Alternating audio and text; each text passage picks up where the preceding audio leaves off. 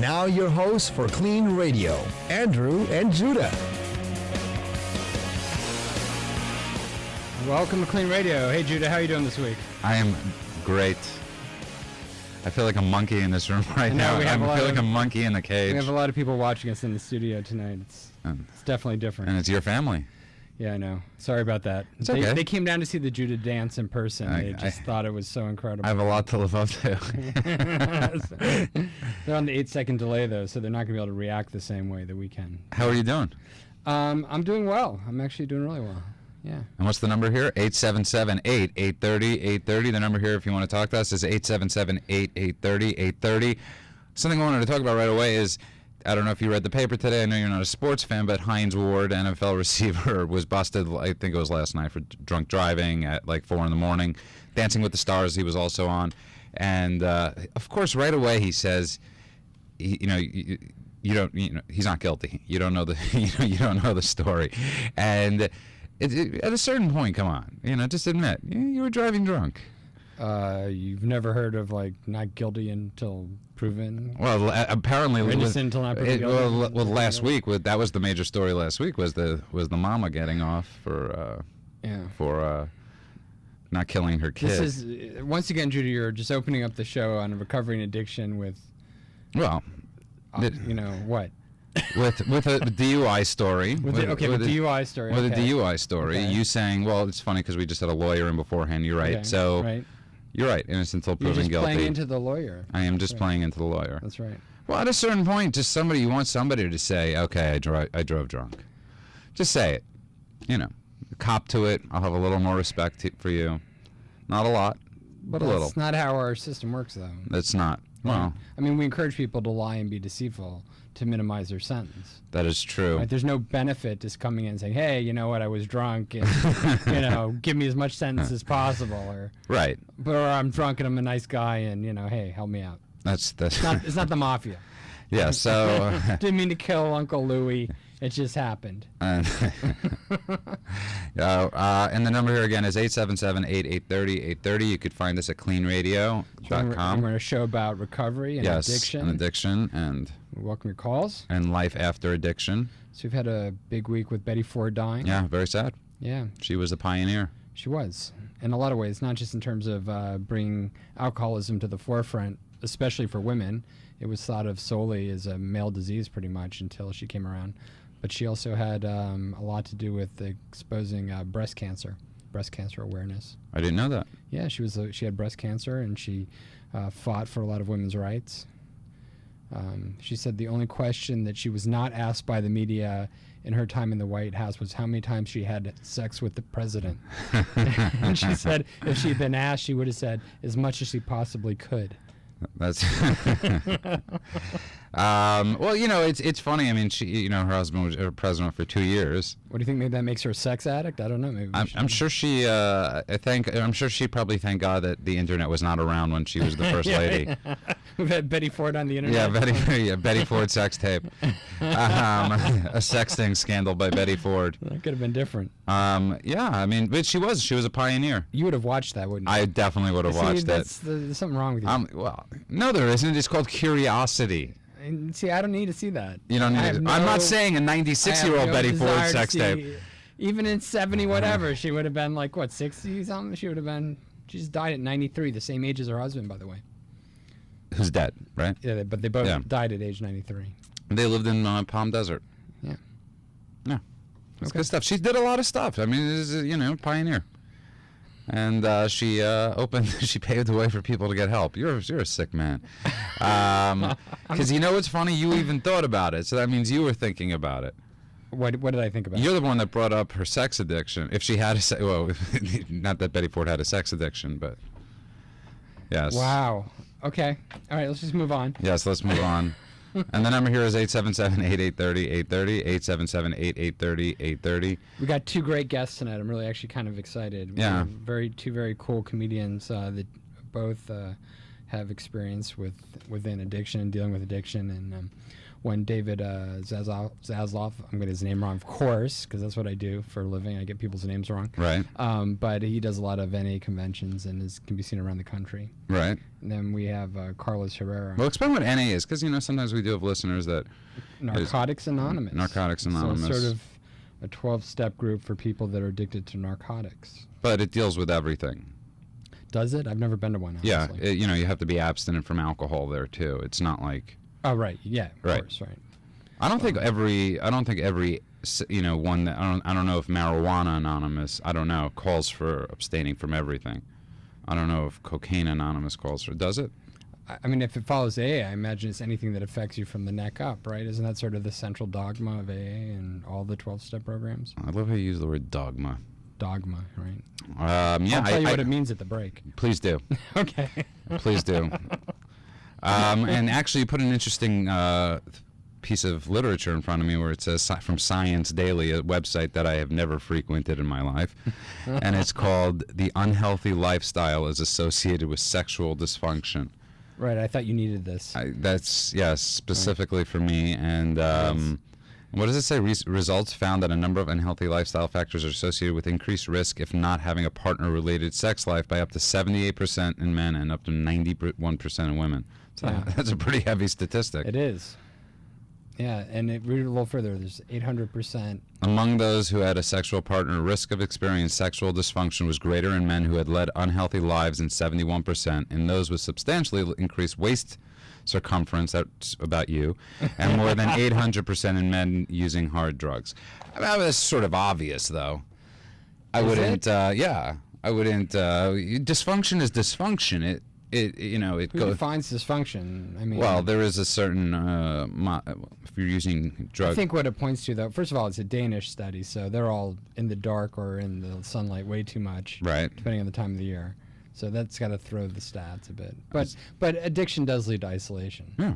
Right. I mean, so you'd assume that anybody that's addicted to any substance, be it narcotic or alcoholic, is going to isolate and therefore generally probably not be in a sexual relationship with someone. And it also leads to major self-centered. I mean, it's the self-centered in nature. But it's also talking about sexual dysfunction, right? Of which there's specific types of, as a category of illness.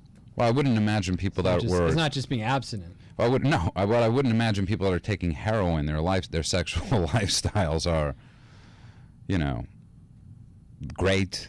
I've never used heroin, but I can't imagine it caters to you, being a Mac Daddy. A Mac Daddy? Is that what you are? Yeah, I'm a Daddy Mac. A Daddy Mac? What's that? Yes, I have no idea. But okay, a new category for Judah. Yes, but so I don't know. It's I don't see that as. This is actually even more interesting. It's allegations of cocaine abuse at the Royal Ballet. Yeah, why do you find that more interesting? Because one is telling you scientific facts about unhealthy lifestyles destroys your ability to have sex, but you're interested about the ballet. Because I think this is something people. I would venture to say, I haven't read the article you have. I would venture to say it's among the women. Well, why would you say that? Because of the weight loss. Because you're sexist. Because of the weight loss. Well, I think it's probably for both. It was actually, when you read the article, it just says that it's generally recreational use, and there are unfounded allegations. But I do believe that ballet women, especially, you're right, but men too, they have to stay skinny. Here goes to another question that we were discussing last week. We didn't get into that much. Is could cocaine use be a recreational drug? It is a recreational drug, and then it becomes abused. Well, that would be with mostly anything, though. That's generally how abuse starts, right? You have use, then you have abuse, and then you have addiction. Right, but again, we're talking about there is a difference between alcohol and cocaine. Right. One's legal, obviously. One's not legal. Right. But health-wise, cocaine is one's a depressant, one's a stimulant. Cocaine is not a healthy thing to use recreationally. Neither is alcohol. Well, what about all the studies that say about drinking a glass of wine a day? One or two glasses of wine a day, yeah. Right, but you never see somebody say, you never see a scientific study. But there's no study that says drinking 2 scotches a day is good for you. Okay. So it isn't really alcohol that's the good property in red wine that's good for you. It's I forget the exact name of it, something with an R. I'm going to have to Google it now at the break. Red? Yeah, there's a property in the skin of the grape that actually tends to reduce aging and the effects of aging. Lowers your blood pressure, makes you feel better. Well, very interesting. Yeah, we'll look it up on Google. Okay, we'll Google or it. somebody can call in. That would be good. What I think, by the way, is amazing, too, though, about Betty Ford was that she did get sober later in life, which is not always the easiest thing to do. I mean, well, the real story, which is in her book, talks about how she had pinched nerve and back pain. Mm-hmm.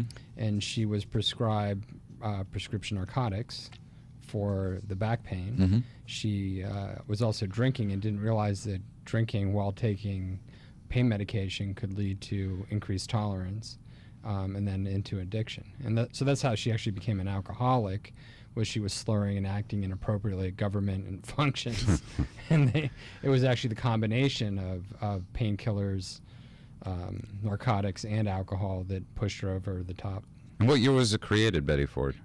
Clinic, I'm not sure the exact date. It was, I believe, 64 or 60. Oh, so this was before she... No, it was after. So it was in the 70s. It was, I'm sorry. right, it had to be like 78 Her or something. Her daughter just took it over about 3 years ago, the foundation. That's a pretty good legacy. Yeah. Helped a lot of people. Yeah. Well, good. So we're going to go to break, and then we're going to have our guests come in. Yes, feel free to call in, talk about anything you'd like about that centers around addiction, life, drugs.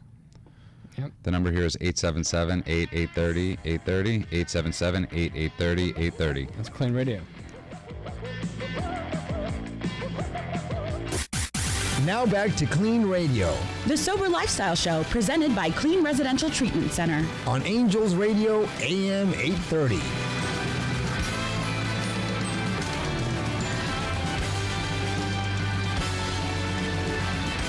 All right. Hey, Judah. Did you survive the break? I survived the break.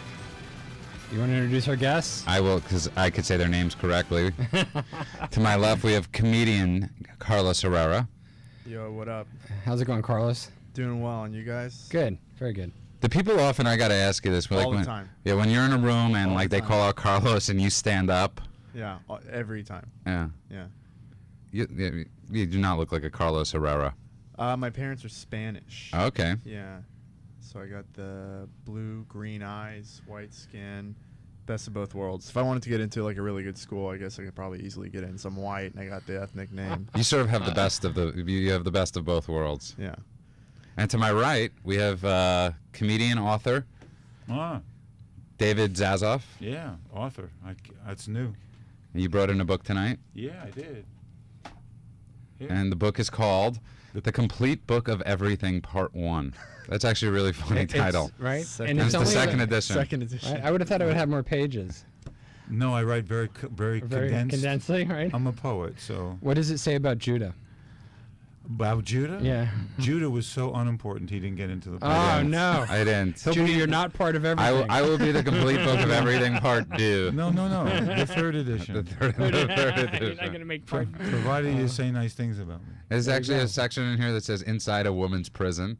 Right? That's one of the chapters. This is actually pretty funny. Licking sucks. Old folks at home.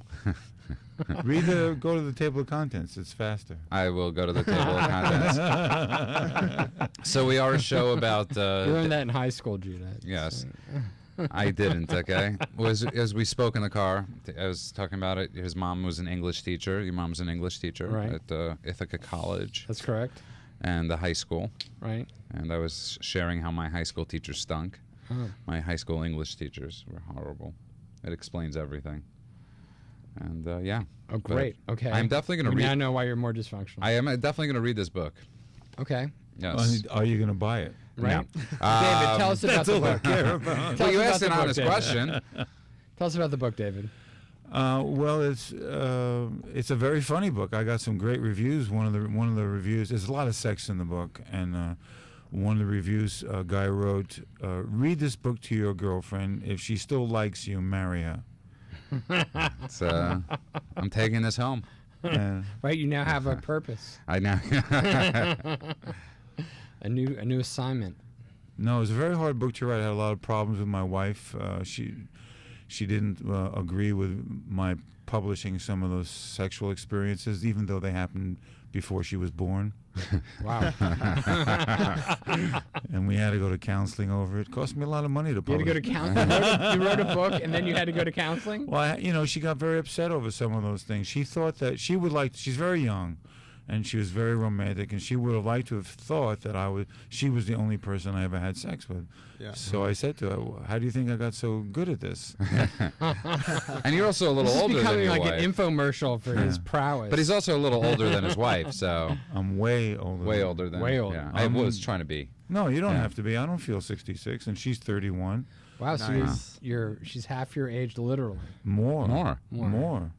66. More. 35 31. years less. Yeah. That's- 36. Wow. Some people say I robbed the cradle. I say that's ridiculous. My wife could not fit in a cradle. Well, you robbed the cradle if you found her when you were 35. No, I found her when I was 5 years sober. Could have and been a that- special built cradle. Whatever. Cuba. She comes from Cuba. You that's know, why. right? A Yeah. good floating. She floated over from And you met Cuba. her at 5 years sober? Yeah, I was 5 years sober, which is when the really good stuff starts to kick in.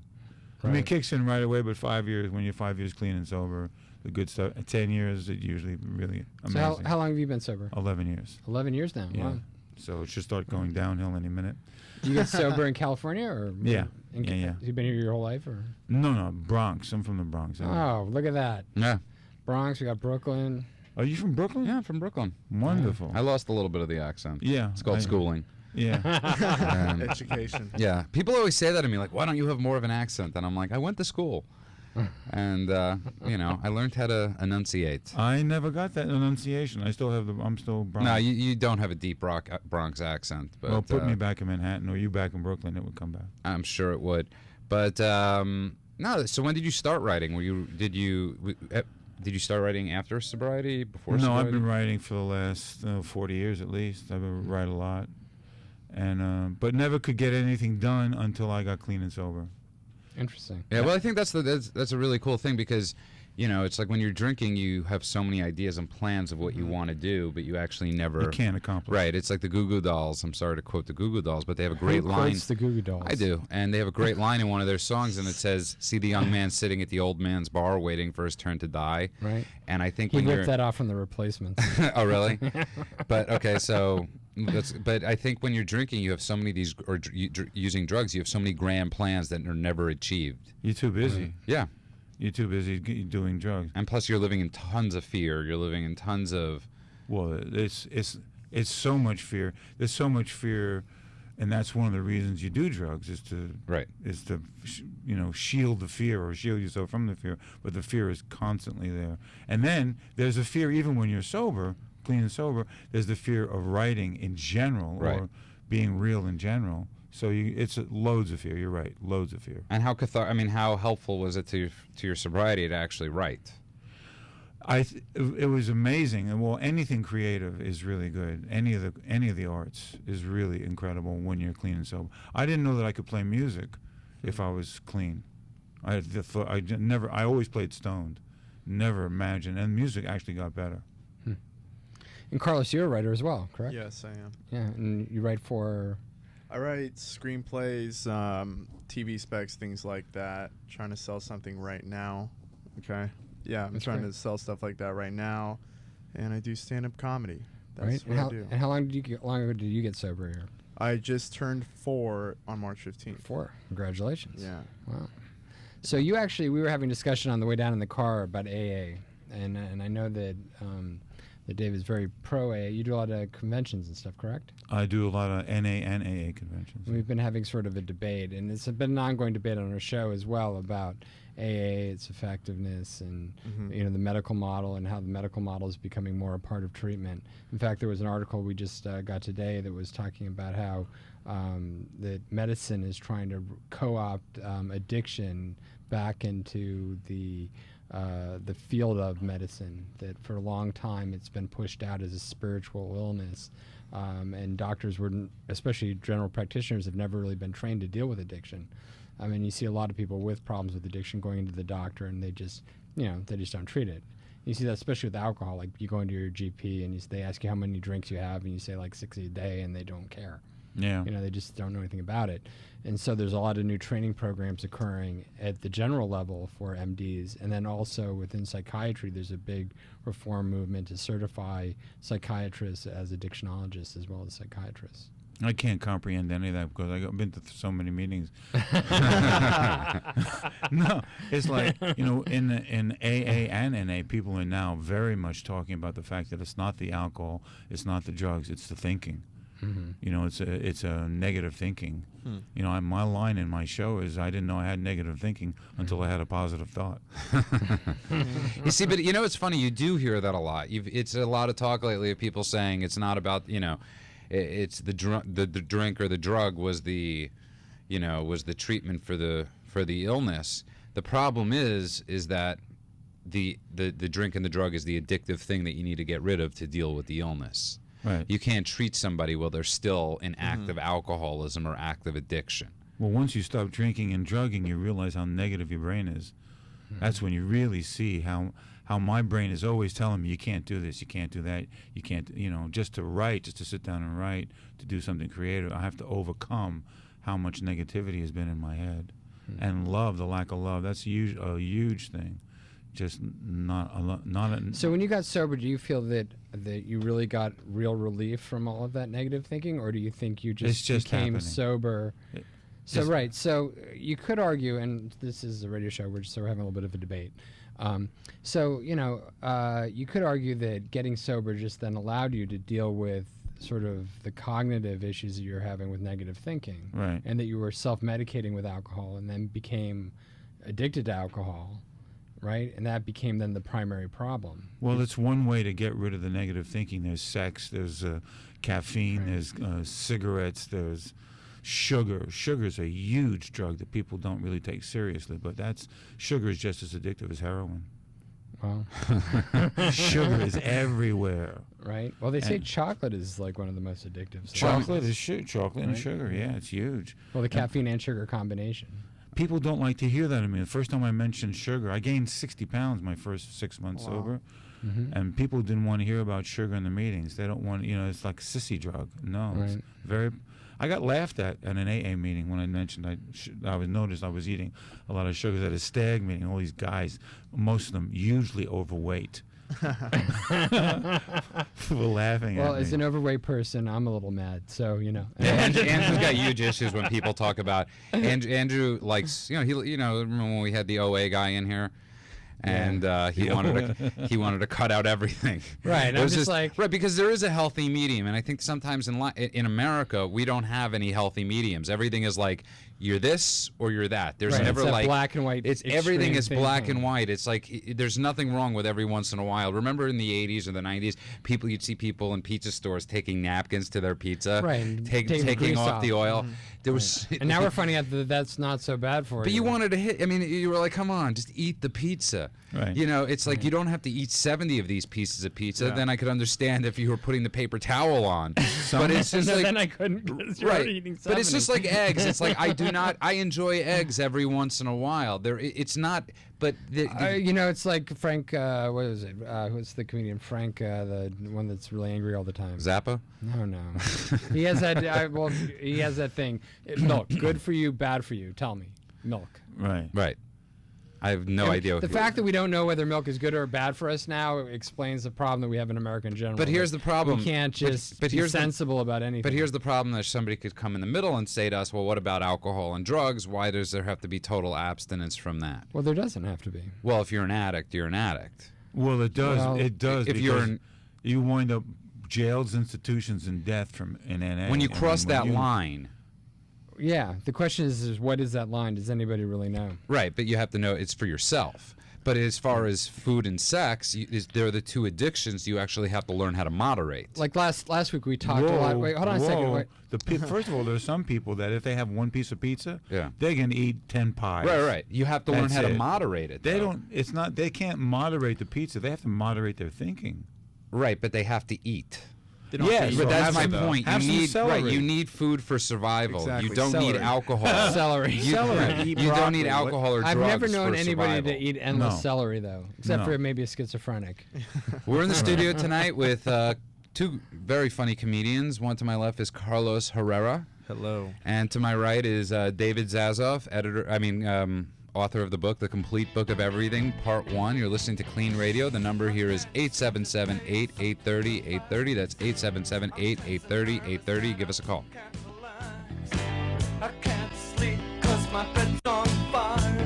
All right, welcome back to Clean Radio. The Judah dance. A little more animated These guys now. aren't familiar with it, I don't think, yet. Now they will forever be. They will forever be. Judah does this horrible dance, and you can actually watch it on our website and on YouTube. It's quite something. It's something to behold. And we have a montage of his dance.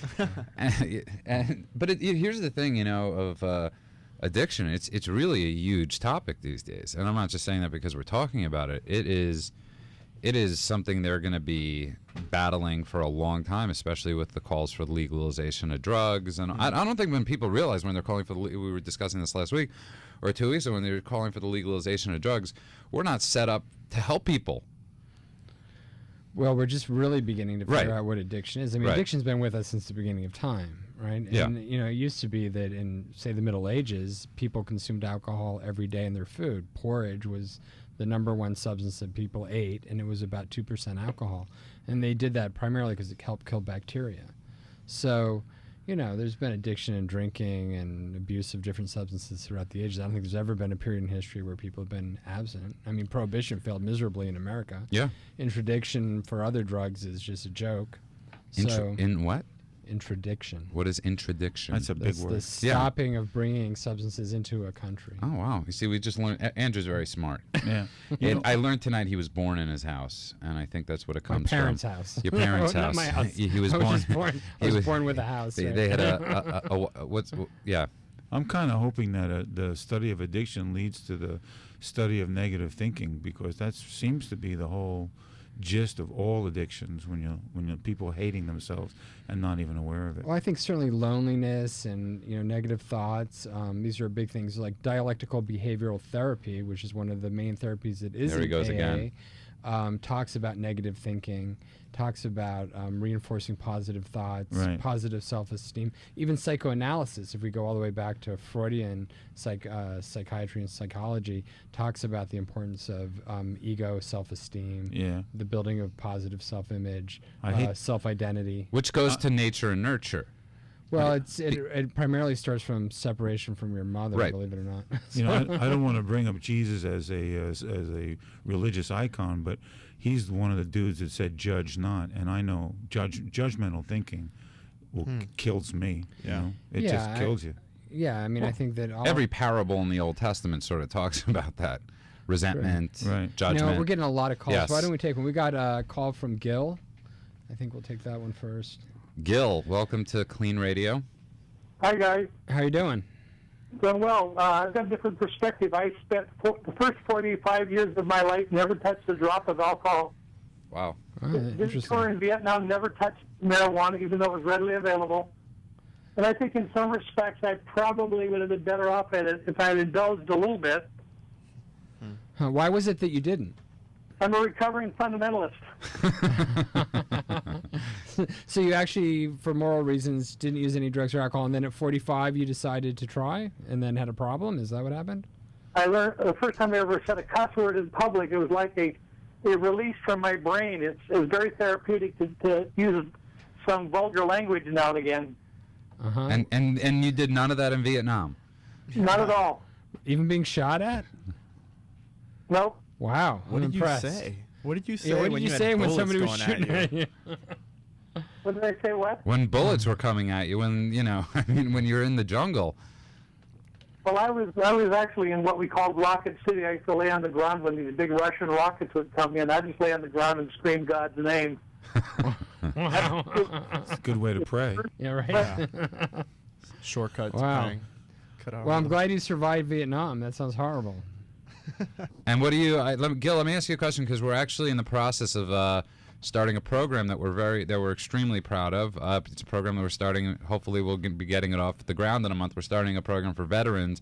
It's called A Bed for a Vet, where we're donating beds to veterans coming back from the war, with PTSD, with his post-traumatic stress disorder, and other addictions, Substance abuse. and disorders. substance abuse. How do you feel like our government have they done a good job at all of taking care of our troops coming back? Actually, they have. I was recently diagnosed with type 2 diabetes resulting from Agent Orange exposure, Oh wow. and the VA is taking very good care of me. I'm very, very pleased with that. I'm involved in a cemetery district out here in Wildemar, and we were recently kind of rushed by a local motorcycle group called the Rough Riders, demanding that we fly a POW MIA flag, and I refused to do it. Why was that? I want to stop this Welcome Home Brothers stuff for Vietnam veterans. It's like, man, we've been home for 40 years. Get over it. Wow. I think it's deflecting the real attention needs to be given to the young men and women who are coming home now. Right. I could So understand your that. vet for a vet thing is right on. Well, thank you. And hopefully you could come and volunteer and you could help us out. Yeah, it was good to hear from you, Will. Let's take Gil, another call. Gil, Oh, you Gil, got to I'm get sorry. even our phone You calls know, I'm bad with names. are.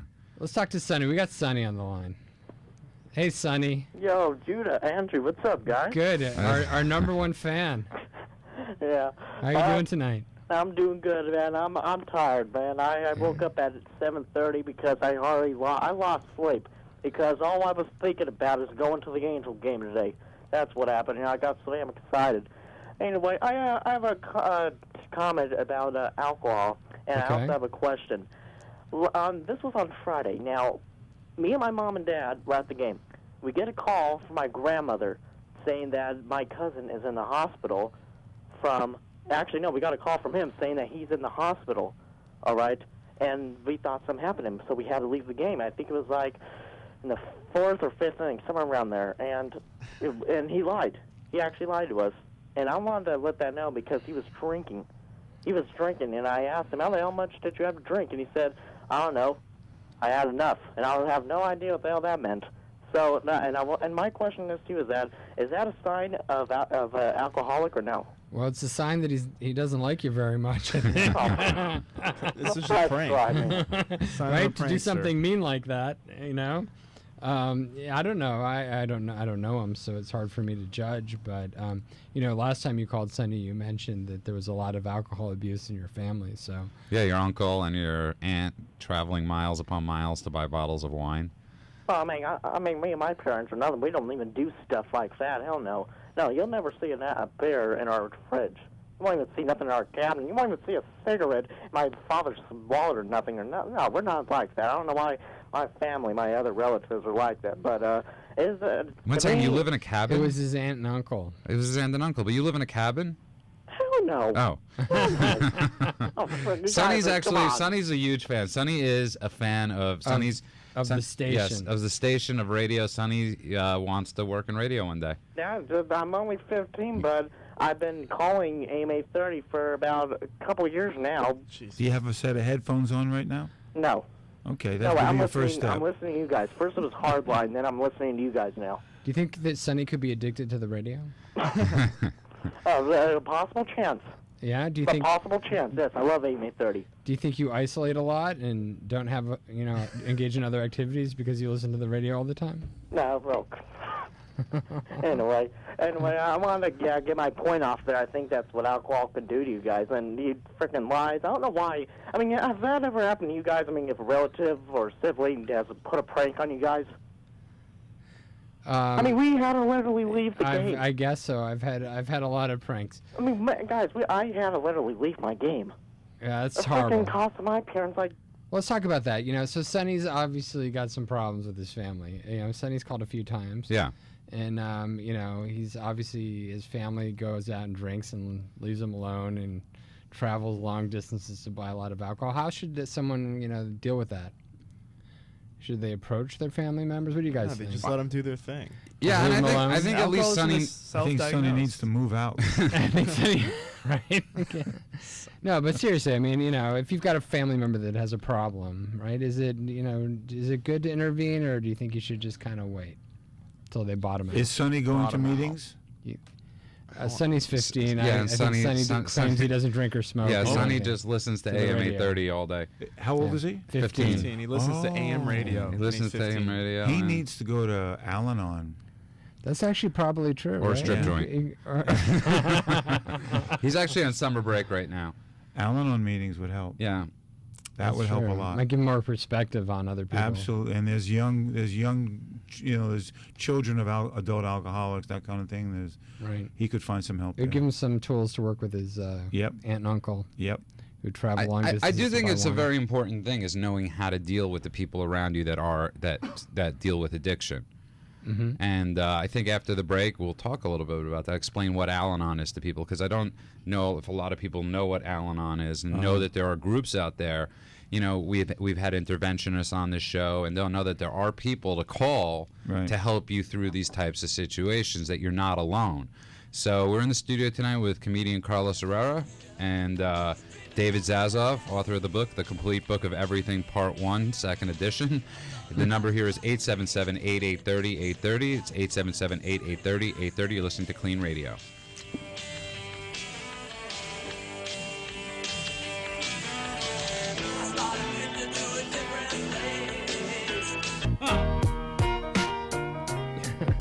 Welcome back to Clean Radio. That was an interesting break.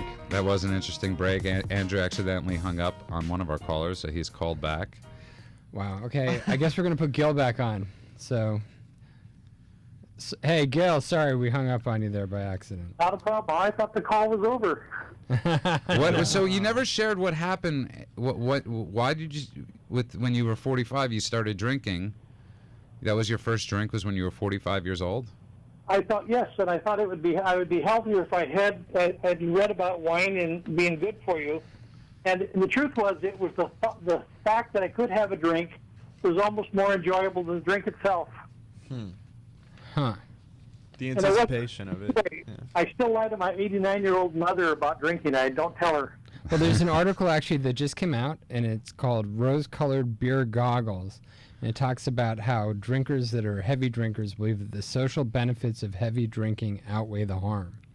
And what they did is they did a study where they interviewed heavy drinkers, and what they found out is that even faced with negative consequences like fighting with a spouse, vomiting, nausea, Death. headaches. Well, these guys hadn't gotten to death because they interviewed them, right?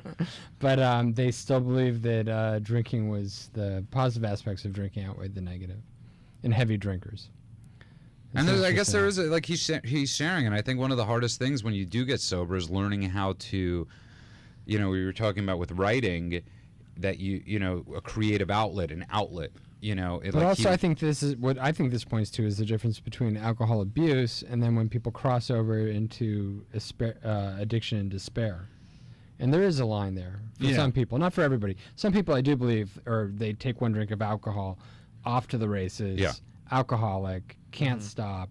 They're just there from day one. Usually the younger people, Right, that and get that's sober how I younger. was, Yeah, me too. That's how you were? Yeah. My wife drinks every now and then. She's a normie. Just one glass of wine and she's done. And She's like Gil. Sex is great. But I if you love look it. at college students with, so you've replaced your alcoholism with sex addiction with young women. I always, we figured it out. I bring the wine home for her. And But, Gil, but the perfect example of this is with college students, right? Right. Where 80+% of college students are engaging in binge drinking, Right. at least 5 or 6 times during a semester, and the vast majority of them will return to normalized drinking later in life.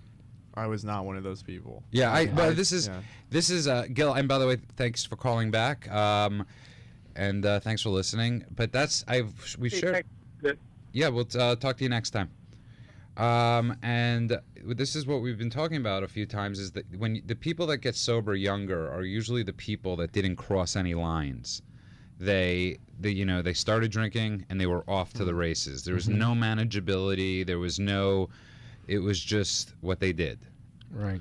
But then there's so many more. When you look at the difference between AA and NA, you'll find a lot more younger people in NA than in AA. Oh, really? And we're seeing that. Well, what we're seeing right now is that when we see this in our treatment center, is that 1 in 5. And the stats show it that 1 in 5 adolescents is now abusing prescription drugs. Absolutely. Especially narcotics and amphetamines. Oxycontin. So, Oxycontin, Ritalin, Xanax. Adderall. So the alcohol is not passed. That's that benzodiazepine, which is a tranquilizer. Well, it So probably that's also it, yeah. starts with so many young people, being given Ritalin at such an early age, and so many of these.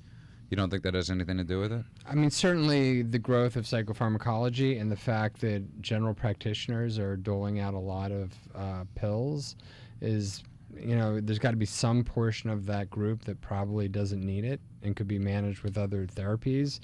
One of the biggest problems is that the other therapies are expensive, long-term, require commitment. But and that's we're a culture that sort of thinks, if we have a pill for it, let's just use the pill. It's cheaper, more convenient. Your kid's bothering you, give them a pill. Right. Sit in Well, front now of your the dog's TV. bothering you, give your dog a pill. I mean, you have a lot of vets that are dispensing psychotropic drugs for their dogs. I mean, the other thing is people tend to grow out of a lot of negative things. And one of the things we do when we start giving medication to children early is we don't allow them to actually mature out of or through a stage that normally they would progressively just grow through and it would pass. Well, that's why when you have a year birthday or 2 years, you're considered that once you started using drugs, that's You mean now everybody listening knows what you're talking about. You mean when you have a couple of years sober, you're 2 years sober. Well, then you're mentally 2. You're mentally too. Like I have 11 years, so Right. Presumably I'm 11 years old. That's why he's obsessed with sex and things like that. Right. That's why he's still in his early adolescence. If a girl touches you, you're There's no tissues in his house. No, you stop developing once you start using drugs. Right. You stop your emotional development because you're using drugs, and then when you're clean, you go back to that time period. Yeah, we've talked about it Yeah. a fair amount on the show, that there's an arresting of development or a slowing of development. Absolutely. Right, certainly when you're abusing drugs at that level. Right. Yeah. And one of the things we were talking about before the break is that there are, for people that are listening, that there are places to get help if you have family members that are sick, if you have, that you don't have to be alone in this game. Right, I mean, from a therapeutic standpoint, we talk about systems theory, and we talk about how the family unit operates as a system. Right. And so from different theoretical perspectives, there's different ways of looking at how to deal with the family and family issues. But certainly the family is all linked together as a system. Within AA, Al-Anon is the portion that deals with the people that surround the addict. Right. Right, family members, relatives, work associates, friends. Loved ones, yeah. Right, and it gives them a way to handle it. Right. And it gives them tools to work with. So that's like the after they get, no, it's before too. It's a lot of times you'll see family members in Al-Anon that their, family members are still out there. Can we go back to the beginning of Al-Anon, which is Bill's wife? Bill Wilson, the founder of Alcoholics Anonymous. And his wife is the one that, if it wasn't for her, he never would have written that book. She was the one that made that thing happen in a lot of ways, and that's Al-Anon. Right. She's the one that started that whole thing, and that's a phenomenal display of strength on her part to create that. Well, I think so much of that time, when you look at it, is sort of phenomenal. You look at these people that got sober at a time, and this is one of the things we talk about on the show a lot is, people with addiction used to be looked at as weak-willed, morally insufficient people. Still are. And still are, right. That's how new it is in a sense, is that with all the research out there that's been done, that people still do look at it like that. Mm-hmm. And, what it must have been like at that time to come out and say, It's actually a trap in some ways. I mean, as much as AA and Al-Anon and spiritual programs have been of great help, and it's also discouraged a lot of medical and scientific investigation into addiction and stopped the use of medical types of treatment for addiction. And hindered it in some ways. And now we're seeing in a lot of countries that they won't use AA. And there's been 2 verdicts in New York State that prohibits the use of 12-step treatment in state and federally funded programs because it's been viewed as a religion in the Second Circuit Court of Appeals, which could put AA in somewhat of a crisis. Are you saying that the belief in God or religion, or that they're seeing too much religion in AA, and that's why they banned it? Yeah, there was the Second Circuit Court of Appeals viewed that in a coercive treatment program where people are in prison and told to go to AA, or they're ordered because they get a DWI in New York. It's a DWI, it's a DUI. People had fought it. Right, then they sued, and it was ruled that, they couldn't be coercively forced to go to AA because it was considered a religion. You're listening to Clean Radio. The number here is 877-8830-830. We'll be back in a minute. Wow, I didn't know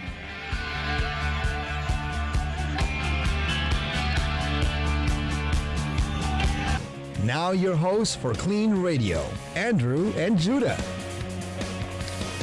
And here we are, back again in the studio. AM 830. Our number's 877-830-830. What do you even try? I did a good job of that. No, you got to do it with like some 877-830-830. It's because you sell cars when you're on your days Yes, off. You got a little more. Anyway, we're right in the middle of what I thought was a great discussion about the difference between medical science and spirituality and God and organized religion, and how all those affect the treatment of addiction. Well, AA and NA, there's not it's a spiritual program, not a religious program. We separate religion from God. So you can believe in God, and you don't have to have any faith. There's AA meetings for atheists. They're very depressing, but but they're there, and that's just my personal opinion. In Los Angeles, though, they separate it. That's what I've been to meetings in Houston, Texas, where they don't separate it. They don't separate what? Religion from Alcoholics Anonymous. Wow. And that might be the deal in New York, in upstate New York, or wherever that happened. Because I've been to meetings in Houston, and they'll say the word Jesus, and I think I've heard it a total 3 times. I would they say the Yeah. Lord's Prayer in AA. I would How could it not venture- be a religious? but I would venture to how could say- it not be a religious I would venture to organization? say that the person that did this suit was probably never is not an alcoholic and probably never attended a meeting. He's just one of those people that doesn't believe the government. And But if you say the Lord's Prayer as part of AA, you have to kind of say it's partly a religious No, the organization. Lord's Prayer was just some great words spoken by Jesus. right, which It was St. Francis. where I'm St. from Francis in Prayer, Brooklyn I'm when sorry. I got sober, certain places actually banned it from being said. Yeah. They took votes because there were a lot of Jews in that section of Brooklyn where I got sober, and who were a little offended by the Lord's Prayer. It is offensive. Yeah, especially that sometimes at the end people would genuflex before they said it.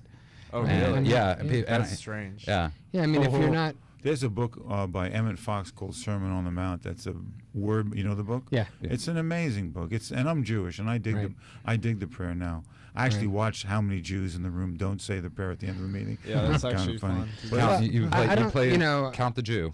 to me, it isn't necessarily the message behind it. I mean, certainly it's a very positive message as a prayer. I mean, Right. it's a statement, Right. even, but it's the hypocrisy to me that bothers me of, you're in a room where supposedly it's not religious, and yet there's all this religious activity coming from, or activity that stems from religious programs. It's valid. It's Don't a they valid say point. It's valid prayer. One nation under God in public schools all across America, including L.A. County. Yeah, I still and don't Manhattan. understand why we do that either. But Yes. anyway.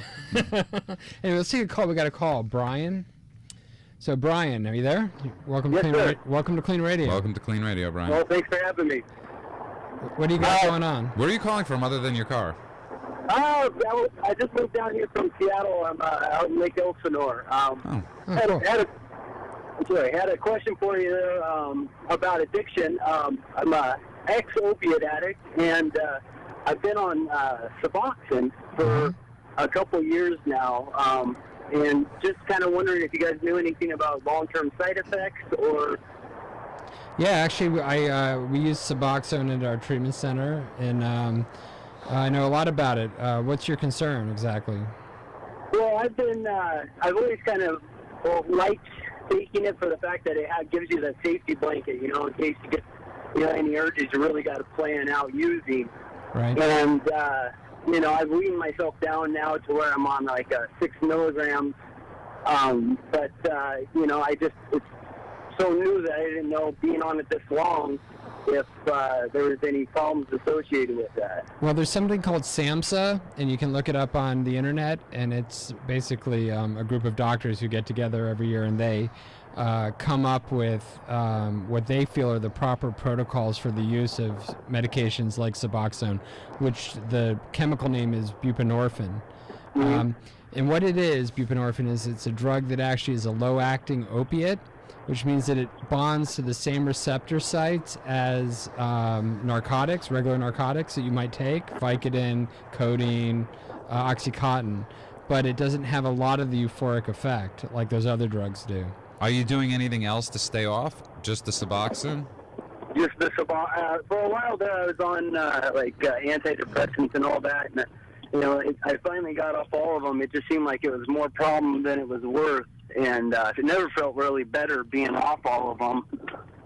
So that part of it, I'm pretty happy, but just having to take that pill every day drives me up the wall. Right. Well, the SAMHSA criteria says right now that it used to be that they thought it would be a quick replacement for detox of all opiates, and that people should detox within 30 days. And there's a lot of reasons why people say 30 days. And if you just were to just straight detox off opiates cold turkey, it would be about 3 to 4 days. So the physical withdrawal. There's also the psychological aspect. What they found with Suboxone, though, is that the best outcomes come from people that detox slowly by slowly titrating, which means slowly coming off of Suboxone over a year to a year and a half. So you should go from, you're on 6 milligrams, that's normally about the halfway point for a full detox from Suboxone. So the goal would be to titrate all the way down to 1 milligram, and then that last milligram is actually the hardest part of it. Because you're actually getting it out of your system completely. And that's where you'll actually experience some more agitation and withdrawal symptoms. But at that point, the goal is between now at 6 milligrams and then getting down to 1 milligram and then detoxing off that final milligram, is to get the skills about how to live and how to deal with your addiction and not result back to using opiates as a solution for the feelings of agitation, depression, or whatever other issues might have led to your initial addiction. How did you get hooked on opiates to begin with?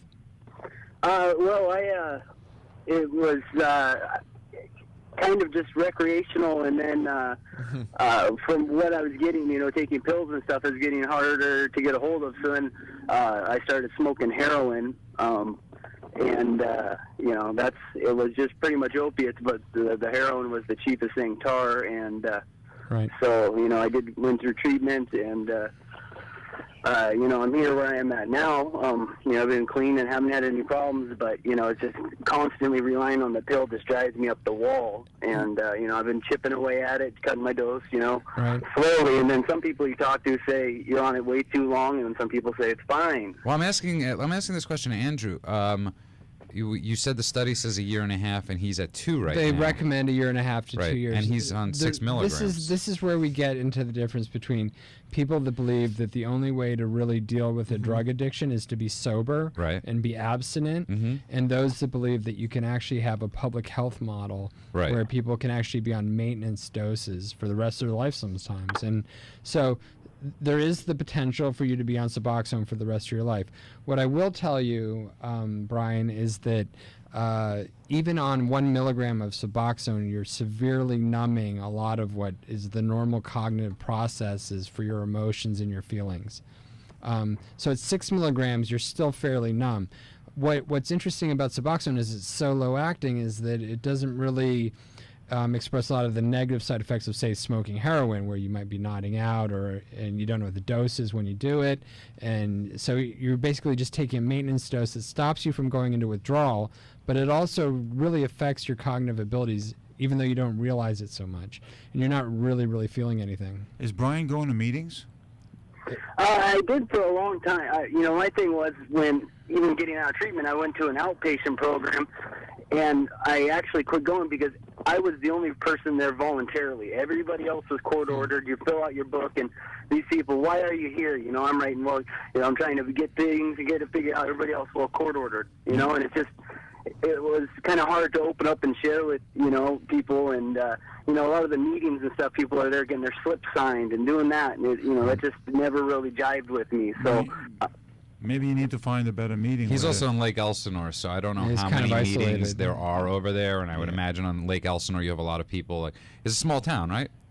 Yeah, I just moved down here a week or two ago from Seattle. I live up north of Seattle, so I'm pretty new to the area here, and I just caught you guys on the radio. I would suggest trying Lake Elsinore meetings if you'd like, just because LA is, like Carlos is talking about, out here the meetings tend to be a little different. They tend to be a little more uplifting, even though where I'm from, like Brooklyn, New York.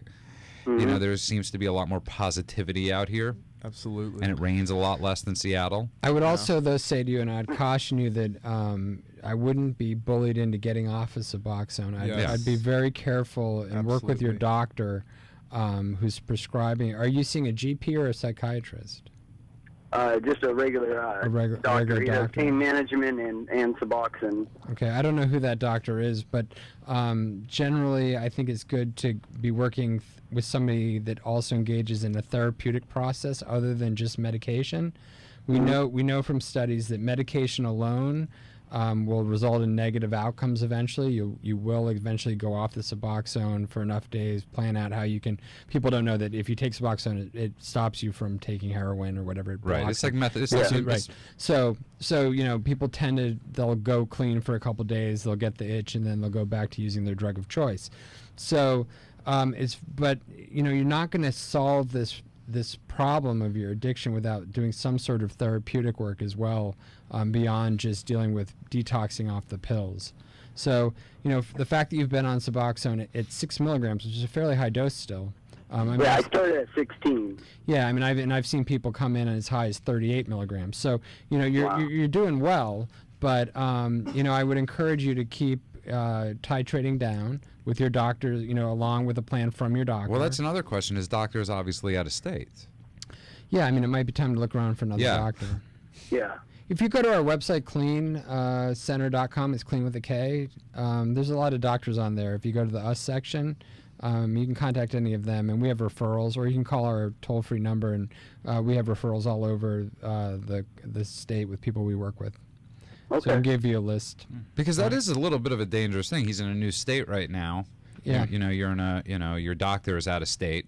Right. And you do need some sort of support group, even if it's not a 12-step. The big thing with Suboxone therapy-wise. is to have a flexible plan. You should have a plan for how you're going to get off it. Yeah.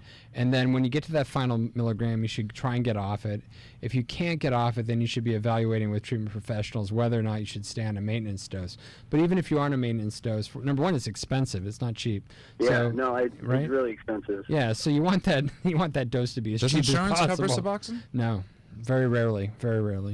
And they're actually talking about making it generic, so that will lower the price. But it's also going to expose a lot more people to it, which is another issue. How much is, just out of curiosity, how much? For me at least, it's $6 for an 8 milligram pill, but my insurance pays half, so I get $3 for an 8 milligram pill. So how many times do you have to take that a day? Once. One, yeah. Well, when you take 2 of them, you go, it's $215 a month at 16 milligrams. It adds up. It's a lot for an average person. Yeah, it's like Propecia for me. Which isn't working. I know, right? I'm so insecure about this, and I'm on camera too. No one. I was told talking. me about Have you ever thought of Bosley Medical? I saw that commercial on today. I've never seen that. I figured give up. If your hair's given up, you should give up on your hair. I don't know, but I don't feel like I'm in good enough shape to look like Bruce Willis in the 80s. Right. I want to get rich enough so I can get hair plugs like Jeremy Piven or something. I actually have a friend. Is that hair plugs? I thought that was. I actually have a friend that got plugs. those, and it looks great. Yeah, but when you run your hair through their face, your hand through their hair, it really feels. But weird. it was really funny though. Whose hair were you running your hand? One of my best friends. My friend goes to me. 2 years ago. He goes, "Can you pick me up from the doctor today?" Right. And I go, "Okay." He's like, "I'm having this procedure, and I can't drive afterwards." So I'm like, "Okay, but what is it?" He goes, "I can't tell you. I just can't tell you. Just come and get me." So I come and get him, and his head's all wrapped up, and he's got like holes everywhere. Right. And I go, He had a lobotomy. right. And I go, "What'd you do?" And he goes, I had hair implants. And Brian, by the way, thank you very much for the phone call. Yeah, Brian, I really encourage you to reach out and keep doing the good work. Try to get down a little lower dose. And one thing that I tell people that've been on Suboxone for a long time is that you really still are missing out on a lot of stuff, whether you realize it or not, because you're really numbing yourself with that drug still. And there's a lot of issues or feelings or whatever that you could be experiencing that could be important in your life. So try to work towards getting off the drug, and hopefully you can live drug free. All right, well, I appreciate it. And that was cleanlivingwithak.com? Yeah. It's KLEAN center.com. Or cleanradio.com. Or cleanradio.com, and you can link right through. But it's Clean with a K, and give us a call. They're good people. There's a toll-free number on there. You can talk to one of our treatment advisors, and they can give you a referral wherever you are in the state. All right, well, cool. I appreciate it. Thank you. Okay, no problem. You. Okay, thanks, Brian. And we're in the studio tonight with a very funny comedian, Carlos Herrera. Hello. I wanted to say the name in a better way, but I couldn't. And comedian David Zasloff, author of the book, The Complete Book of Everything, Part 1, Second Edition. You're listening to Clean Radio. That's Clean with a K. Well, going out to Tears for Fears. Yeah. Good music on the show. Yeah, it is good music. like it. We'll be back in a couple minutes. Back in a sec. I'm talking to you. Come on.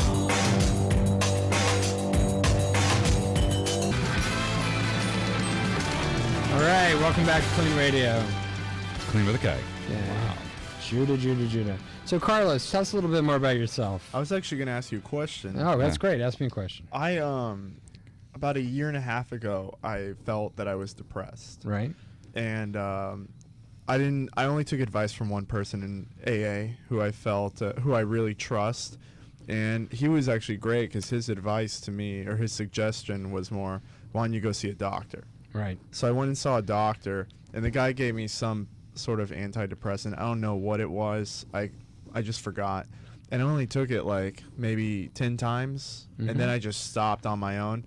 I didn't want it again. I didn't even talk about it in meetings because I was afraid that people would judge me and things like that.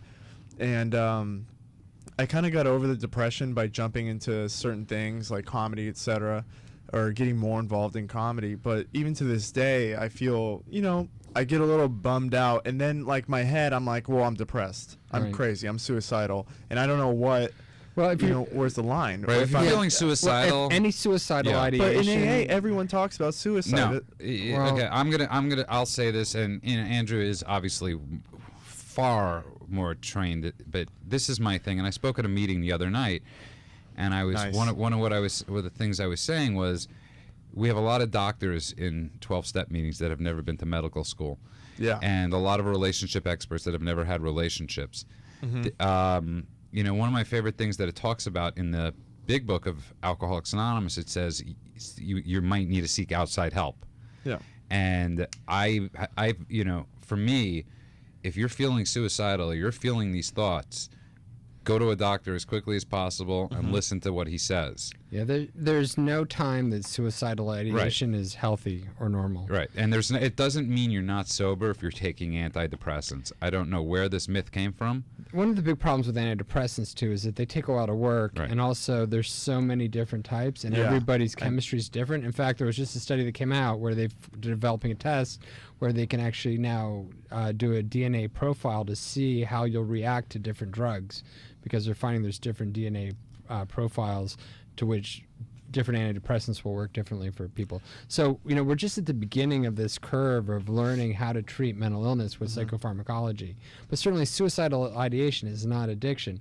And anybody that's thinking or having any thought of suicide should immediately seek treatment from a mental health Hollywood professional. AA really makes, like, suicidal thoughts, like, they make it the norm. Like, I'm not even joking when I talk about this or when I say this, but suicide is a very common subject in Alcoholics Anonymous meetings from the Pacific Ocean to downtown. Right. And that's just the bottom line. Well, alcohol is a depressant, right? Yeah. A lot of people that drink have depressive personalities. A lot of them have untreated long-term depression, major depression.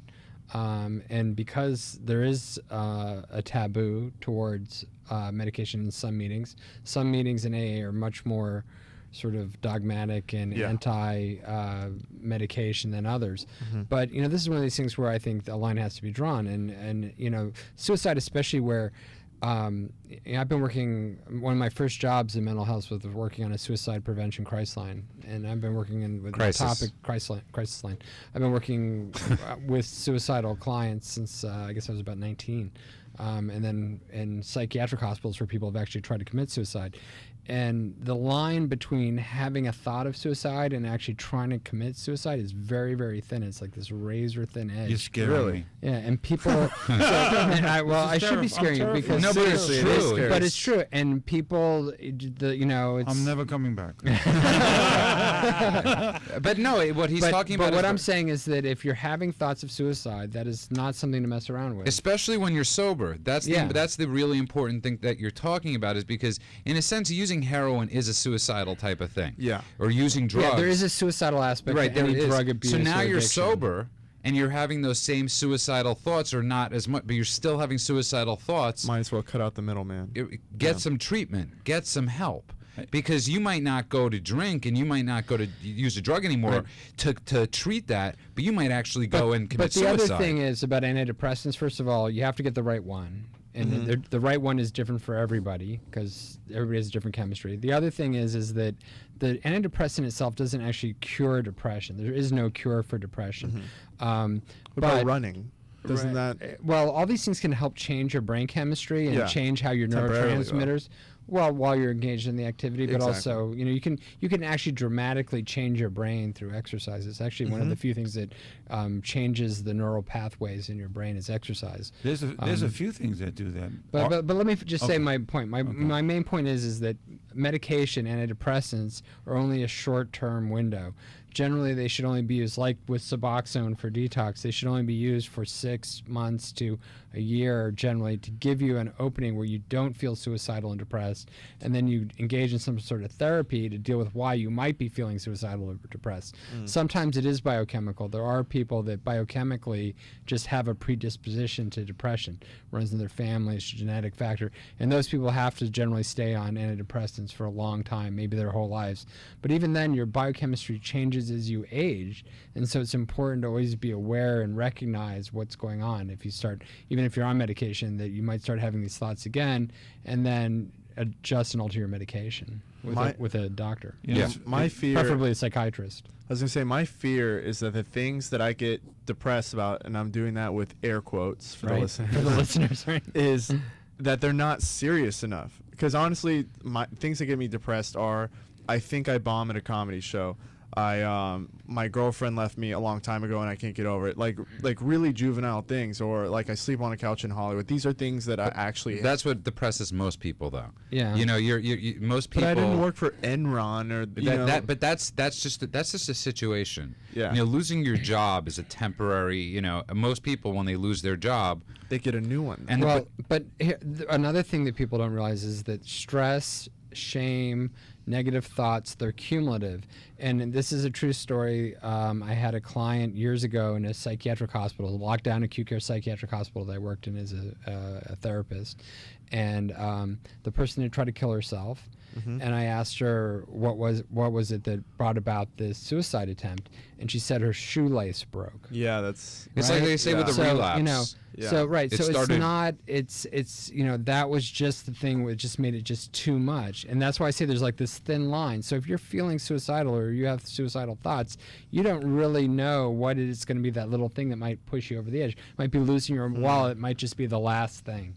That's the last thing you can stand. And then people who don't, you act impulsively. I've heard suicidal thoughts in AA, in NA, in Debtors Anonymous, in Overeaters, in Compulsive Eaters, in Gamblers Anonymous. You're constantly hearing thoughts about suicide. My own experience leads me to believe that. I know when I go to, if I'm feeling suicidal or I'm feeling crazy or imbalanced, I go to a meeting. The meeting takes away that suicidal thought. And just having it is scary, though. If I have to go to 4 meetings in a day or 3 meetings, I will do that. Here's the thing. I don't believe it's going to what Andrew's talking about. Suicidal thoughts are a totally different ballgame. There's a difference between being unhappy, being sad, and thinking about killing yourself. The outcome of medication alone. What's the difference? When I'm, I'm having a suicidal thought. I'm having a suicidal thought. That means you might. you're thinking about killing yourself. Yeah. That is an extremely different thought that, oh, I'm unhappy, I broke up with my girlfriend. Maybe I'm just dramatic, though. No, that's not. You don't think so? No, I don't believe that's a dramatic type of thing. This is just my personal opinion. If you're thinking about suicide, if you're thinking about like Andrew had said, you don't know when that point might come. Look, a healthy brain does not have suicidal ideation. Does not go, I want to kill myself. You don't sit there and think, you know what, killing myself is an option I'm thinking about. That is not a healthy cognitive state. Right. That's defined as depression. That is the suicidal ideation is a subset of depression. That's a classified psychiatric illness. It shouldn't there's be. no arguing about that. Right. Now, the fact that you can go to AA 4 times a day, which isn't practical for most people, but you could do that, is changing your mindset, putting you in a therapeutic environment. It's like running. And you could that is one way to actually treat depression, is to have, constantly be in a therapeutic milieu of some sort. And AA as a fellowship is a therapeutic milieu. Right. So yes, that could work, but you can't really necessarily be in an AA meeting 24 hours a day. It should never be the answer. So, right. And the truth of the matter is, if you look at real scientific studies, they show that medication alone only works about 20% of the time. Right.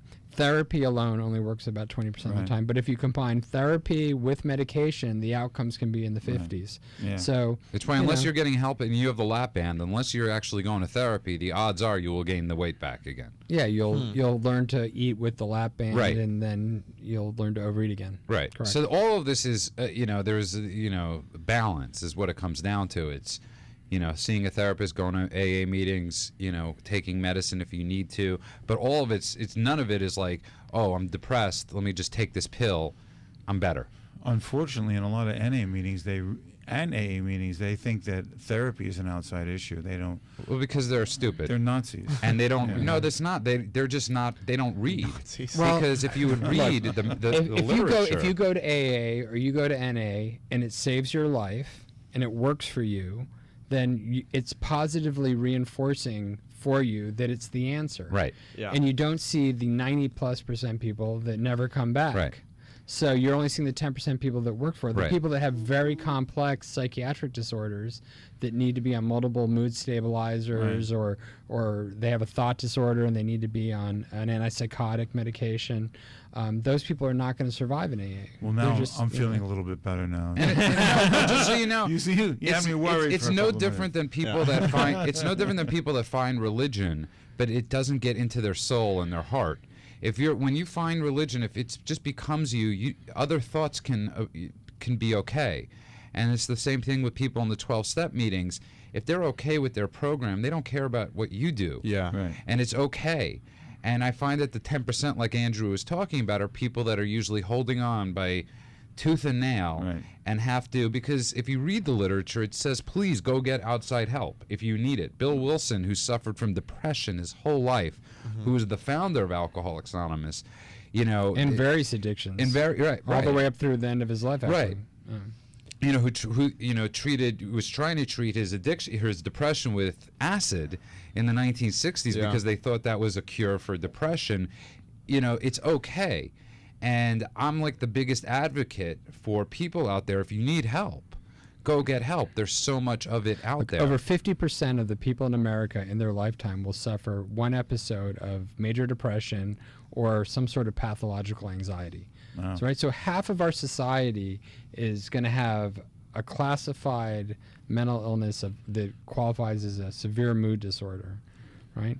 So there has to be treatment available for that. A lot of people will self-medicate through that with the use of substances. Some of them will be able to just abuse that substance or use that substance for a period to treat that addiction, that problem. But many will cross that line from use and abuse into addiction. Now they have a problem with depression, a problem with anxiety, and now they also have a problem with addiction. So, this idea with AA that the spirituality of the program will cure everything and relieve the alcoholic personality and everything that underlines it, in some ways is a dangerous concept. For the people that are really, truly just genetically pre-programmed to be off to the races and alcoholic, or maybe even people who progressively drink heavily or use a substance and become addicted, it could possibly work well. And I think the studies show about 10 to 12% of people that attend regularly these meetings do maintain long-term sobriety. And I don't believe, by the way, it's somewhat detrimental. I believe it's extremely. I mean, I believe it's extremely detrimental. You know, to say that that this is the only. It's not. It might be the only cure for alcoholism. But while you're there, you do need to see. There is no cure for alcoholism. Right, that's right. You do need to see. There's no cure for. Yeah. Right. It'd be like going to a restaurant eating the same meal. The food might taste great, but you might want to try other things to, you know. Well, you know, the point of AA and NA is not just to stop the drinking, but it's also about leading a better life. And there's a whole higher power thing that comes in there. That's very... Yeah, and look, I'm not here to criticize that part of the program. I think that the fellowship aspects of AA and NA are extremely powerful. Certainly, people that have become either extremely isolated from the abuse of drugs or alcohol, or people that, don't have any friends that aren't using or engaging in addictive behavior. They need to be social animal. They need to be able to go somewhere where they're going to meet people that are also sober and engaged in the lifestyle that's healthy for them. I think that 12-step programs are fantastic for that. The fellowship of AA generally is a fantastic thing. Yeah. I do think there are some abuses, and I've spoken about them before on the show. The two worst being sexual predation on women, which is very common in a lot of meetings in LA. Unfortunately, by people who have been in the program for a long time and act like they're, spiritual and sponsored gurus, and then they hit on 18-year-olds. That sounds like religion, also. It does, doesn't it? Well, it's a thin line. Yeah, and then the other thing that I'm just very critical about with the program is people telling people not to take medication when they're not doctors. Right. And you know my word for that, which is metaphobe. Right, and metaphobe.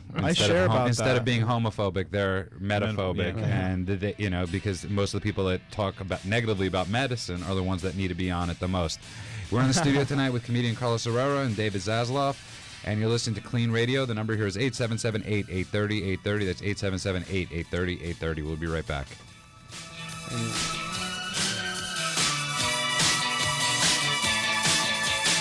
Now it's back to Andrew and Judah. Welcome back to Clean Radio.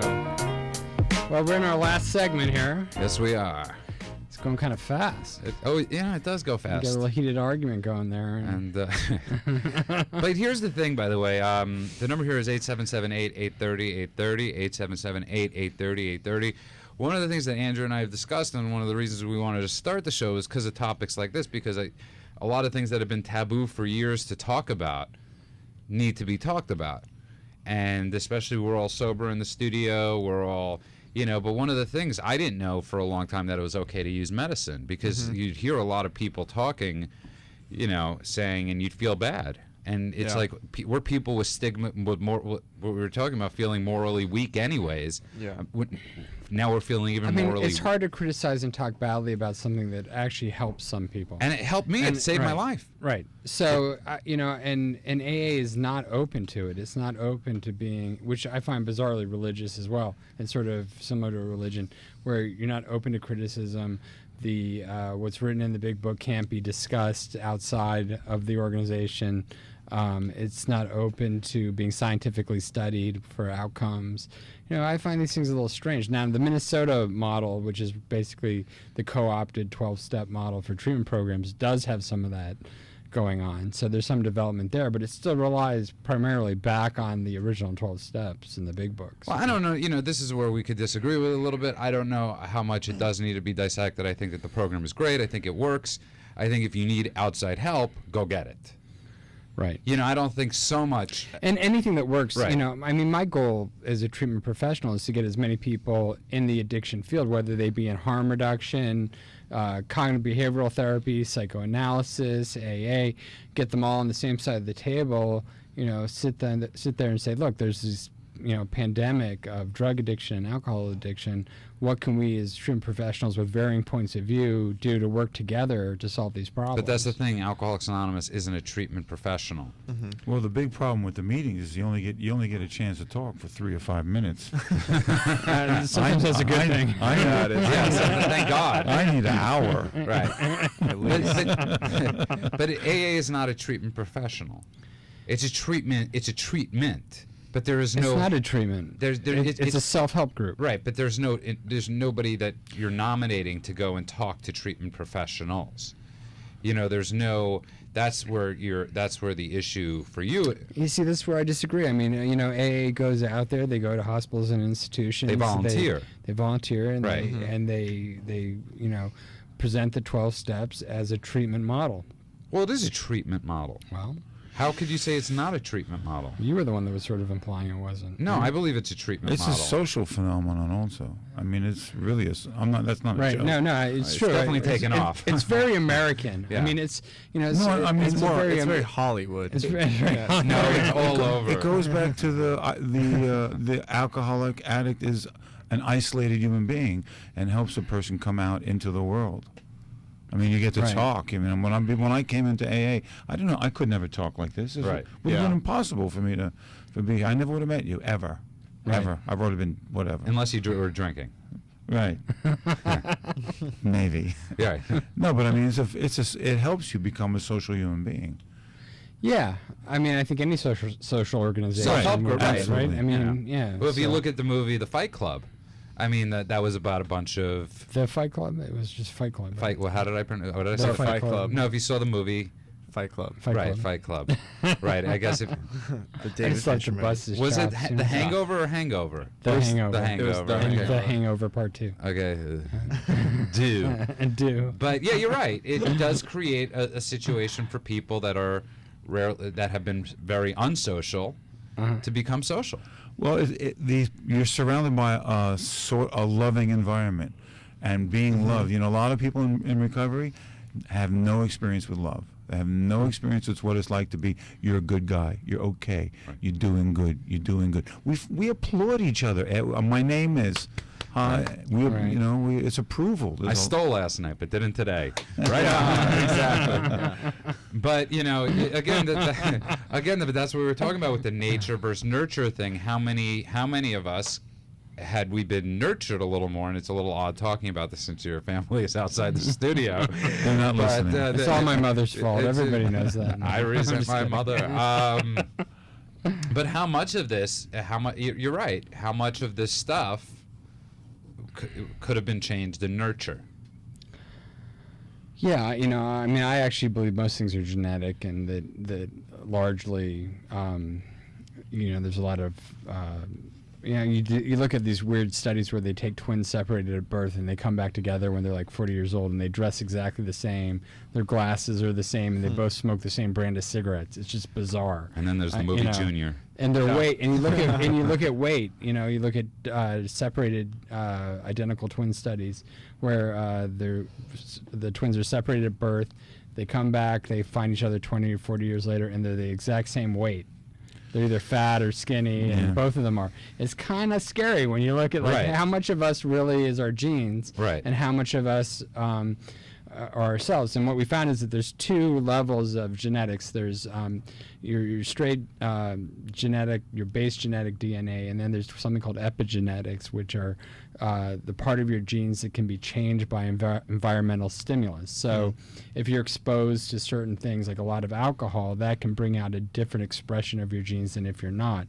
And that's where the public health movement sees the human being in an environment, and then all these different toxins, and like intoxicated for alcohol, right? You're actually you're introducing a toxin into your system, and that can bring out different genetic responses in different people epigenetically. Yeah, it's just I've heard Huge words, my God. I know, I'm using some big words. But here's the thing, you know, it's a very interesting thing that you're talking about, because if you look at athletes, and you look at the problems a lot of athletes get into, especially in the middle of their career or after their career, so much of that is because, I mean, just a hunch here, is because for a long time they were so focused on becoming great. At any cost. At any cost, and every day all they would do is practice. Right. And it kept them, you know, look at Mike Tyson. Right, he was geared towards, you know, one purpose, and then all of a sudden you start getting money, you start getting fame, and all of a sudden, you know, things, you know, variables start changing in the situation, so your addiction, while it was honed, could go a little wild even later on. I hear he's doing very well with pigeons right now. Well, he's always done well with pigeons. His whole life he raised pigeons. He's actually making money on it now. I didn't know that. Yeah, he's got a show on Discovery or one of those about him, his pigeon racing. But I think it got canceled, but we'll see what he does now. the pigeon won, and that was it. But, but if you think about it, the amount of to become a great athlete is a form of sort of addiction in a sense. That Well, you, it's an extreme behavior at that level. I mean, anyone that goes to that, anyone that goes into the second standard deviation of anything statistically is going to start seeing, what we call externalities. Did you find that with all your studies on medicine? In terms of...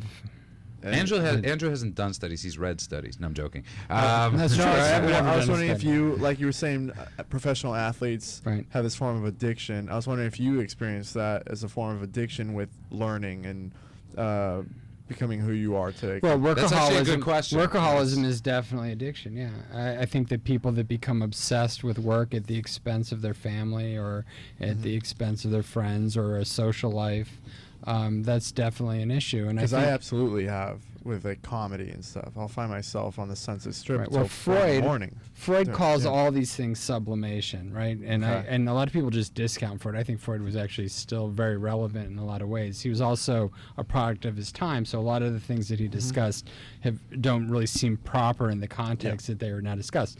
But Freud said there were two important things in life. One was love and family, and the other one was work. And that work was sublimation of your primal sexual energy, subconscious sexual energy. And that for a human being to actually be able to function and do well and be productive, they had to sublimate that primal energy through work. Now, I don't know if that sublimation concept and the primal sexual energy and all that stuff is necessarily true. But what I do know is that people that work and maintain a certain amount of functional behavior in a way that's acceptable to society have less problems than those that don't. Well, it's also what we were talking about before. But it can go too far. You can work to the point where you ignore your primary relationships in your life and you don't have any balance, and you have negative consequences not just for yourself but for people around you and they care about you. Look at Tiger Woods. It's a perfect, It's a good example. Yeah, no. I mean, golf is such an obsessive work. I mean, for him it was work. Right, and the second he found some sort of freedom, he took it to... Well, and he expressed it through sexual expression, too, which is interesting. Well, there's also being addicted to orgasms. Well, sex is that a in huge... your book? Yes. Yeah, well, orgasms actually... It's a chemical. Every page. Yeah, it has a huge release of dopamine, Huge chemical. Right, which is the same part of the limbic system as we've learned on the show. From Dr. Torrington. It's as addictive as cocaine or anything else I've ever done. Not quite as addictive as cocaine, but it's up there. It's a great visual. It's certainly... I'm not having one right now. It's certainly one of the... It's certainly probably the most natural high that a person can get. So, but it is that same reward system that encourages us to eat, that encourages us to have sex, that encourages us to encourages to have sex with all the wrong people. And, by the way, the number here is 877-8830-830. Number here is 877-8830-830. I know that this isn't the easiest thing to call up and with the topics we talk about. It's not. But the good thing is you're anonymous. And unless you say your last name. Everybody recognizes your voice. Right, unless you have an extremely recognizable voice. Sonny's got to have a recognizable voice. Right. Everyone in Rancho Cucamonga has to know that sound. Everybody knows Sonny. Yeah. That's where next Friday was filmed. I really want Sonny to... Sonny, listen, we know you are listening. I don't have to say listen. But we'd love to take you to an Angel game. Yeah, I feel like Sonny needs a day out. Yeah, because Sonny has never been... Sonny has never been to an Angel... He's never been... I don't know if he's ever been to a baseball game. And I know our engineer really wants to meet him. Yeah, our engineer wants to meet him. And I mean, honest to God, Sonny, come out to a baseball game. Andrew will treat you to a hot dog, and come visit us in the studio. You're our guest for the night, and you can come watch us actually be on the air. It'll be like a road trip as long as your parents sign a paper acknowledging that they let us take you. And but we'd love for you to come down. Yeah, we're friendly. Yeah, and see an Angel game. I mean, like my God. That's like... It's better than AM radio for him. That's like... Well, he wants to come down to Angel Stadium. He's just never been here. He's 15 years old, so he probably doesn't have the weight of getting out here. Yeah. It's a long bike ride. So what are the big things going on? We're wrapping up here. So what are the big things going on with you guys? You got shows coming up? Like, what's going on with life? Doing well in comedy right now. Was Drive for June, and then all of a sudden got booked up a lot in July. Just did a show at the Hollywood Improv. That's great. I had a video on YouTube, the Joke Thief video. My show, the Mostly Normal show at the Hollywood Improv Lab, we outed a joke thief. This guy stealing jokes from the late comic Mitch Mulaney. And we invited hysterical guy. Oh, is that the one that did like the guy's whole act, like straight through? I heard something about this. That was the video I co-produced. Oh wow. Yeah. Yeah, I think I saw that. It was pretty amazing. Yeah, and it got taken down, and but he literally copied his whole act. Yeah. A deceased man. Yeah. Nick Farino, that was his TV show. He was a funny guy. That guy, I got a Mitch letter Mulaney. from his dad. It was really. Yeah, the Mulaney's were happy about it. What else is going on? I'm writing stuff right now in development with one thing right now, and it's fun times. Just got a motorcycle. Andrew, that's what I just. Andrew says I have 6 months to live. Right. The over under is 6 months. Why did you drive it out taking here? action now. Oh, I've only had it for 5 days. Okay. And so I've only been riding for 5 days. 5 days on a motorcycle. What do you give him? 6 months? Like, what do you? He said the same thing when I had my scooter. Yeah. And what happened? I got in an accident. And how soon after you got it? Like 4 months. You see, 4 months, 5 months. See, I'm telling you, because you know what it is. Because in the beginning, you don't cut through lanes. You don't you don't get in the middle. You're just like riding behind somebody, really slow. And then all of a sudden, you get a little more adept at it, and you're like, you're just like, I don't care. You don't even look in the mirrors anymore. Wow. I don't have mirrors on mine. Yeah. I fell so many times. I've already knocked both of them out. By the way, but I was talking about comedy stealing. I didn't even realize this. I didn't realize a lot of people accuse Dennis Leary of stealing Bill Hicks' basic whole career. Yeah. Well, the smoking thing. Just basically everything that he stole his role in life. Yeah, I mean, I don't know. Also, that's quite fair. Carlos Mensa. Mencia. He probably wouldn't need if his name was Mensa. Yeah, I think a lot. He stole from my buddy Ari Shafir, and we had him come down to the show and check it out. Really? Yeah. Wow. So. Yeah, it's tough. In some ways, though, comedy, there's like a common consciousness. I mean, I think, that you can do jokes that do repeat other people's jokes, but there are some people that just blatantly steal. Yeah, I mean, I've, it's come out sideways where I've done like another comics who's very famous kind of tone of voice, and I've had to cut that out. Like, that was, a while ago, but I'll listen to it and I'll be like, that's not Some of me. that's subconscious. I mean, you watch Steve Harvey, and he looks just like Richard Pryor sometimes. Well, like, Richard Pryor was Cosby at one time. Right. I mean, everybody. What did Picasso say? Best artists steal. Well, it's the same thing with music. It's the same thing with music. Don't erase. I mean, how much does Anthony Kiedis look like Iggy Pop? Yeah. Right. I mean, they look like it could be his dad. It was good artists borrow, great artists steal. That's what Picasso said. Yeah. And what about you, David? You got this book out, complete? The book is a big deal for me, and but mostly, it's living a really great life after 11 years clean, and it's great. The book is out. I also manage my wife's band, and what's that? I'm doing a lot of I'm signing up for a lot of NA gigs for this year. What's your wife's band? She's Cuban, and she has the Ileana Rose Cuban Jazz Band. What if he said yeah? We'd just be like, okay. Wow. What's funny about that? You don't know the band yeah? No, I missed that. She's a very hot chick. She's like a hot hipster. My wife is a hot chick. His wife, yeah. My wife. I'm not saying your wife isn't, but it would have been like generationally. How long have you been married? Huh? How long have you been married? We've been together 7 years now. So I met her when she was 23.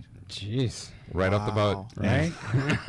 right out of Cuba. Right out of Cuba. That's right. awesome. I'm 12 years older. I just love that. I'm 12 years older than my mother-in-law. That's very Latin of you. Do you have any kids?